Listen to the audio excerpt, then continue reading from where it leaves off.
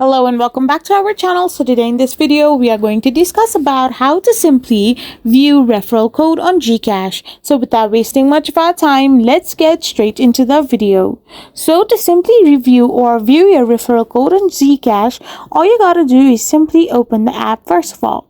So once you open your GCash app, you will end up in this kind of interface where you can see different kind of options right over there on your home screen. So now simply go and scroll to the enjoy section.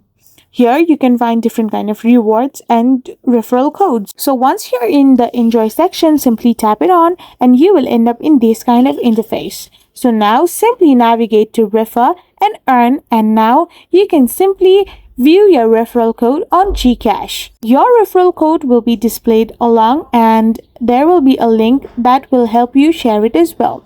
So this is how you can simply do it. I hope you found this video helpful. So don't forget to hit that subscribe button and to give us a thumbs up. We will be back again with more informative videos. Thank you for watching.